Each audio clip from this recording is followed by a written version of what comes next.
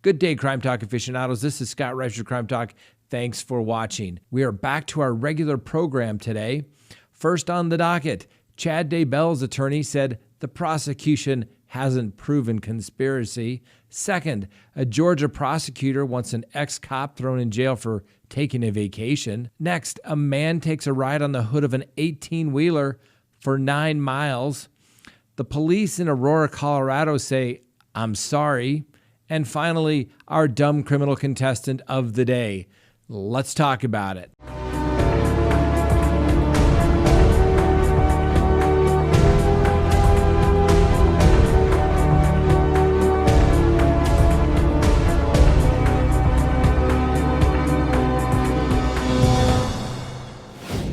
Good day, Crime Talk aficionados. This is Scott Reisch of Crime Talk. Thanks for watching. First, if you haven't done so already, we'd ask that you hit the subscribe button. Hit that like button as well. Leave us a comment and hit that little bell on your computer so that you can receive notifications of when we go live or put up new content. First on the docket, Chad Daybell. That's right, you may have heard of him. He's accused of conspiracy to commit destruction, alteration, or concealment of evidence, specifically the bodies of JJ and Ty Lee. That's right, the children of his now wife, Lori Vallow, who is charged with the same offenses plus a few more. Well, for the last 2 days, if you've been here, you've been watching the Chad Daybell preliminary hearing. You can see it all. You can see the witnesses. And the attorney, Mr. Pryor for Mr. Chad Daybell, basically said in his closing argument yesterday, there's no way that the prosecution came close to establishing a conspiracy or concealment in any way. And quite honestly, Judge, if this is what the evidence is in terms of an overt act, I would submit to the court that I understand the burden in a preliminary hearing, but they aren't even close on the conspiracy in either suggestion that in either case in regards to an overt act plus an agreement. I'm respectfully asking the court to dismiss the charges. They haven't met their burden, and I don't believe they have provided any near the type of evidence that is necessary to even overcome that small threshold. Thank you, Your Honor. Someone will accuse me of playing sides here, but I'm not.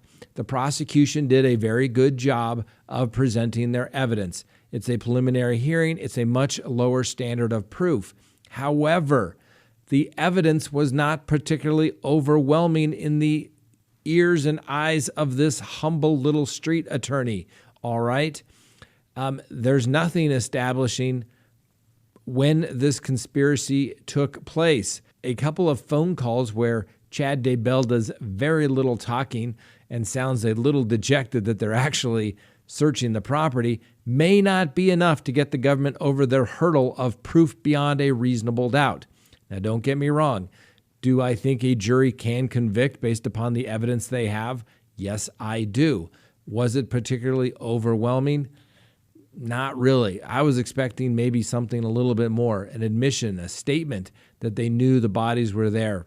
The best they could come up with was that 3-minute phone call from the jail where Chad Daybell doesn't sound particularly thrilled that the police are searching the property, and the only thing that Lori Vallow can come up with is, let's pray. We'll continue to follow this case. Chad Daybell now has an arraignment set for August 21st.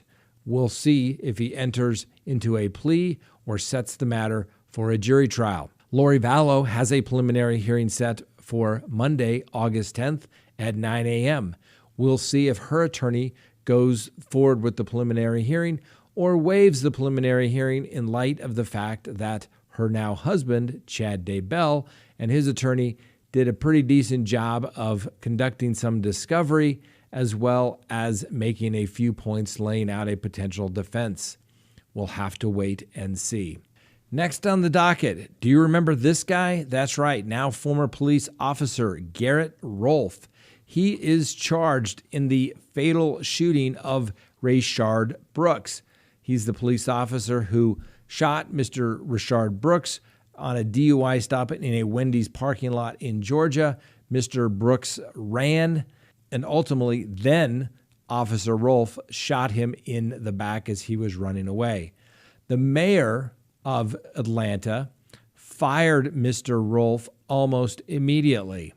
Well, now Mr. Rolfe is making some more headlines for two reasons. First, he's suing the city to get his job back. Now, understand, he's facing charges for felony murder in the state of Georgia. And the district attorney is saying that he violated a condition of his bond by taking a vacation to Florida. Now, normally when someone is charged with a felony and specifically on bond, the defendant cannot leave the state without permission from the court. It's a pain in the ass to file these motions. You have to say, here's the itinerary for the defendant. They'll be traveling via this way. They'll be staying at this location and returning, and they'll comply with all the terms and conditions of the bond, including UAs and BAs, anything that the court is going to require. It normally requires a waiver of extradition so that you can say, if you are arrested and don't come back, that you are agreeing to come back to the state in which you are fleeing. Now, I always find it ironic because whenever you ask for these permission to travel, you have to cite the position of the district attorney. And I would say 90% of the time, the district attorney objects regardless of anything. Currently have a case now where my client's father was in a horrific accident and is in the ICU, and the district attorney is objecting. Okay? So you have to state the position of the district attorney, you put it in the motion, and I would say 99% of the time, the court grants permission to travel. And as I've always tried to explain to the district attorney, as well as the judge, that if my client was not going to return to the state, I don't think that they would be asking for permission to leave. They would simply just go. But nobody ever seems to get that, and they always act so concerned that somebody would have business to do while they, yes, are charged, but they should be given the presumption of innocence. Well, needless to say, the district attorney wants Mr. Rolfe arrested because he's on a $500,000 bond, home detention as a condition of his bond, wanted to take a vacation to Florida, went and didn't seek court approval. Apparently, there was an email from Mr. Rolfe's attorney making such request. This new motion does seem to coincide with the fact that Mr. Rolfe wants to sue the mayor and the city to get his job back, saying that he was fired without cause and without any due process whatsoever, which is required under the labor contracts that the police department has with the city. We'll see how Mr. Rolfe's new adventures work out. It's always ironic when the hunters become the hunted and they have to comply with all the rules that they thought were absolutely necessary before they were a defendant. Next on the docket, ladies and gentlemen, I would not tell you to buy something if I didn't use it myself. We use our background subscription service here at my law office. We use it on a daily basis, doing background searches for information on witnesses. We use it to get information on anyone who may be relevant to our case. Well, guess what? You can have the same tools as well. If you go to CrimeTalkSearch.com, you can sign up for a background search subscription. And in that subscription, you will be able to search telephone numbers, email addresses. You'll be able to find out information on a person's social media. Additionally, in that report, you'll get information regarding if there's a criminal background record, if there are bankruptcies, if there are civil judgments pending against someone, as well as marital records. You can do it as many times as you want. You can do it anonymously. Go to CrimeTalkSearch.com. You'll be absolutely satisfied that you did. We use it here. It saves us time. It saves us money. You'll be satisfied you did the same thing. Next on the docket, a man takes a ride on an 18-wheeler for 9 miles.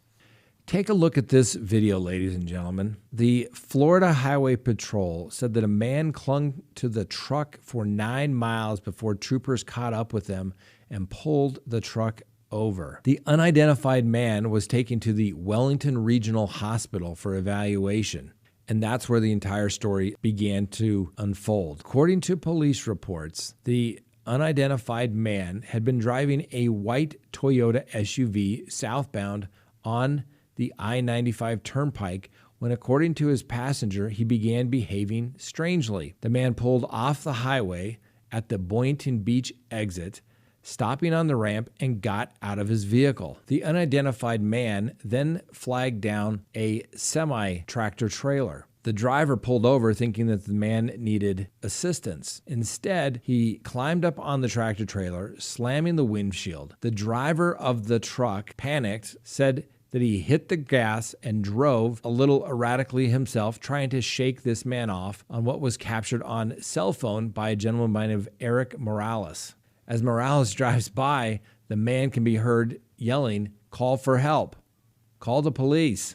By the time the troopers caught up, the man had been on the hood of the semi for 9 miles. It's unclear whether either individual will be charged. Now, not trying to take light of the situation at all, because this is a very serious and dangerous situation. I literally just received a letter from a former client who was in a very similar situation and wound up spending at least the next decade on a 20-year sentence in prison. There was an argument. A woman got on top of the car, grabbed onto the hood, drove away, and then slammed on the brakes, sending the person, and literally the pictures look like something out of a cartoon. You could see the fingernails literally try to grasp on the dust and the dirt on the hood, falling back, striking her head. Fortunately, did not die, but was very seriously injured, and resulted in a 20-year prison sentence for the client. He was originally charged as an attempted murder. So it just shows, ladies and gentlemen, this semi-driver thinks that somebody needs assistance, pulls over, doesn't know really what is going on, and thank goodness this gentleman did not get hurt. Sounds like there may be some mental health issues or perhaps some controlled substance that altered his good decision-making functions, but needless to say, it's dangerous, and that is how quickly someone's life can change, just like that. Make good decisions, ladies and gentlemen. Good decisions. Next on the docket, the police say, "I'm sorry." That's right. The police chief for the Aurora, Colorado Police Department, who's been in a little bit of the hot seat lately since being the temporary police and now the permanent chief of police, now had to say she's sorry for the conduct of her officers. That's right. The officers were driving through a parking lot, and they were obviously, or more than likely, running license plates through their little scanner. The license plate popped up that the car was in fact stolen. So what's the logical thing to do? Not to do a little further investigation. Oh no, the Aurora Police Department, those guys make rules and they follow rules. And their officers, that's right, did a felony stop and got Brittany Gilliam with her 6-year-old daughter, her 12-year-old sister, and her 14 and 17-year-old nieces out on the hot concrete at gunpoint while they figured out that the plate that was reportedly stolen was from a different state and was incorrect. Once, of course, the police officers were asked by bystanders what was going on, what's their logical response to do? Step back or I'm going to charge you with interference. Oops. As it turns out, they had to let everybody up, unhandcuff them, and now the police chief, Vanessa Wilson, says, "I'm sorry." As you may recall, Aurora Police has been under the hot seat for the death of Elijah McClain, a young black man who was minding his own business, but somebody called and said that he looked suspicious. The police pulled him over. The officers basically got in his face. He said, "Please step back." They, of course, thought that he was being rude. They arrest him. He's agitated because he suffers from autism, and ultimately they shoot him in the neck to sedate him with ketamine, and he dies shortly thereafter. As usual in that particular case, the first investigation found that the police and paramedics did nothing wrong, and then at the request of the governor, our Attorney General, Phil Weiser, has decided now to conduct his own investigation, which of course will probably take months, if not years, whereupon once all the brouhaha has calmed down, a decision will be made that no officers should in fact be charged in any way. We'll wait and see, and if I sound a little cynical, well, it's probably because I am. Next on the docket, our dumb criminal contestant of the day.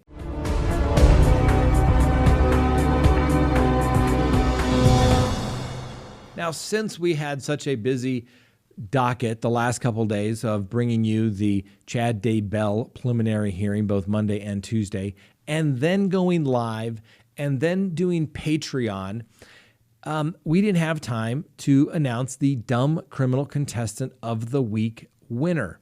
Well, that's right. It was a lot of stiff competition last week, but our winner was, in fact, Stephen Lee Donovan. That's right.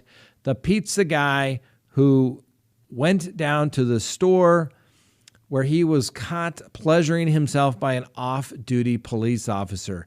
You all voted, Mr. Donovan, you win. Now, what are you going to do, Mr. Donovan? You will be receiving a Crime Talk mug in the mail. Here's the deal. I'm not even going to wait for you to contact me, Mr. Donovan. Oh, no, no, no, no. Because I'm going to crimetalksearch.com and I'm going to find your address, Mr. Donovan. I am personally going to send you the Crime Talk mug to show that you are the dumb criminal contestant of the week. That's right. And when you're drinking that morning cup of Joe, you can say, I'm a dumb criminal. Now, the runners-up last week, it was tough, but that was the nude couple from Massachusetts that was walking their dog in the early hours naked, making contact with the police, who ultimately wound up assaulting the police officers. It was close, but Mr. Donovan squeaked it out by an inch. Today's dumb criminal contestant, an 82-year-old man who was driving around in his golf cart in his retirement community. And ultimately, he was pulled over for DUI. His BAC was twice the legal limit, which was 0.08, which means he was at 0.160, double the legal limit.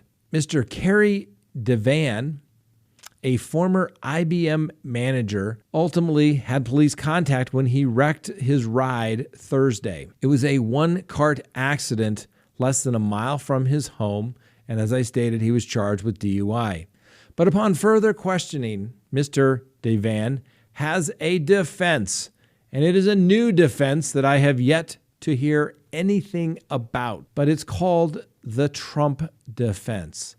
That's right. Apparently, Mr. Devan was watching President Trump give an update regarding the administration's efforts to confront the coronavirus. Apparently, President Trump gave a brief statement regarding the death of Herman Cain, and then he went on to criticize various members of the opposite political party and warned of mail fraud in ballots. Well, apparently Mr. Devan became so upset that he started drinking vodka. He drank so much vodka because of his anger at watching the president that he got in his golf cart and was engaged in a one-cart accident. Now, Mr. Devan, I am the first, yes, I am the first to get up there and say, I will try just about any new legal theory of defense in cases, all right? One of my personal favorites that I really want to try is for drunk drivers. Particularly, I need a raging alcoholic to say, ladies and gentlemen, they have to prove that it affected one's ability to operate a motor vehicle, and say, you wouldn't want this person operating a motor vehicle if they were sober, because they would have the shakes and they would be dangerous. They're functioning alcoholic, and that's just the way it is. And why do we have these arbitrary rules of 0.080, right? I'm going to do it one day. But Mr. Devan, I've never heard of, nor do I think I could possibly get up and make a straight face and say the Trump defense, that Trump made me do it. Now, we know at least 50% of the nation is either for or against the president. So I guess you got a 50-50 chance. You could get some sympathy out of it. I don't know. But Mr. Devan, you are our Dumb Criminal Contestant of the Week because we like your creativity. Thanks for watching today. We'll see you tomorrow on Crime Talk.